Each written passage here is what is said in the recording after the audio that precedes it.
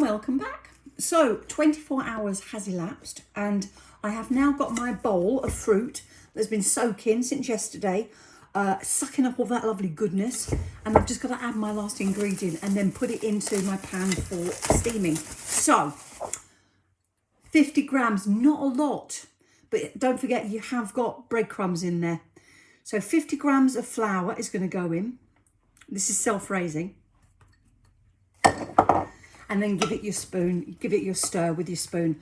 And this is when the magic happens. This is when you make your wishes.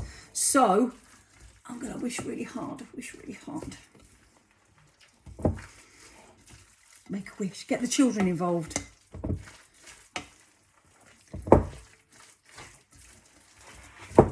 It smells divine, absolutely divine. So that's all mixed in. Doesn't need a great huge amount. Just make sure that there are no pockets of flour. Does that look good or what? Delicious. Next bit, bowl. This is a 2 litre. It's slightly too big, but I'm using my other one for the one that I've already cooked. So just going to grease it. A little bit of grease all over. Just move that out of the way.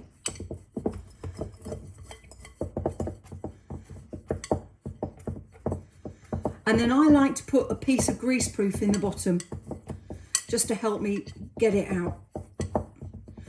I think a 1.5 litre bowl is better than the 2 litre that I'm using. But as I said, I haven't got a lot of choice because I've actually used mine already. So a little bit of greaseproof in the bottom. Ooh.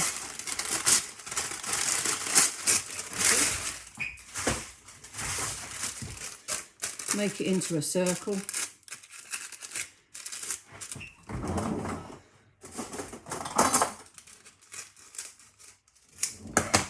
A rough circle. That'll do. Pop that in at the bottom. And then you're going to put all your lovely crimbo pudding on the top. Spoon it all in. Oh.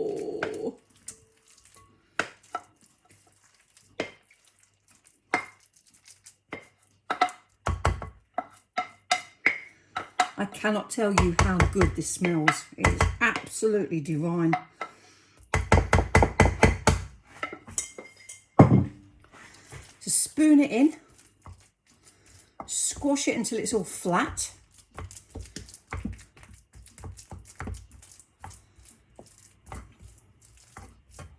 Get it all level. Like that.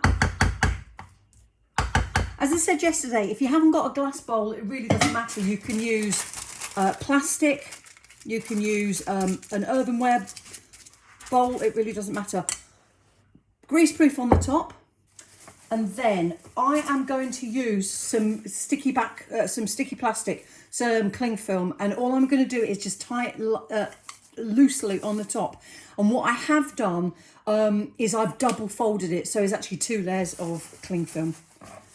And then if you haven't got any string, and I can't find mine, just scrunch up some cling film again, just to keep your lid on. Oops, no, I've forgotten the next bit.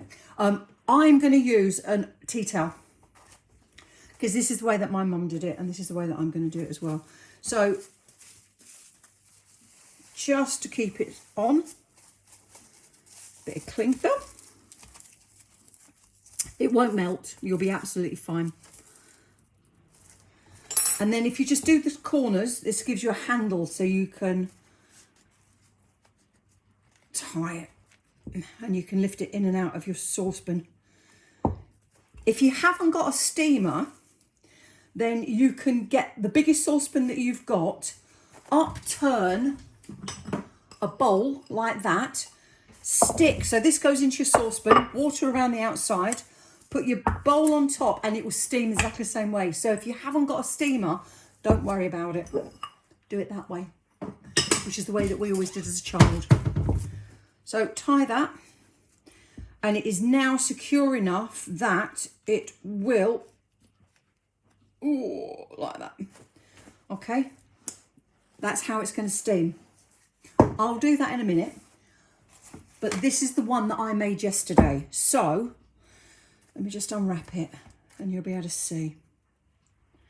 This will then sit and mature for the next few months.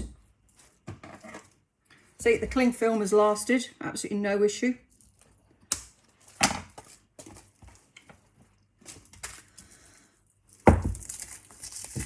I'm going to put some new cling film on this, and I'm going to put some new greaseproof ready for it to sit and mature. So this is what my Christmas pudding is looking like. This is after the 8-hour steaming. Oh, you can smell all the alcohol. It's absolutely beautiful. And then at Christmas time, you're then going to steam it again. It will take about 2 hours to steam, or you can put it in a microwave, whichever you find easiest. But as we said yesterday, this is Christmas pudding your way. So make it however you want, use whatever ingredients, but just have a magical Christmas. That's all that is required. And I will see you with another recipe very, very soon. Have fun. Happy baking. Bye-bye.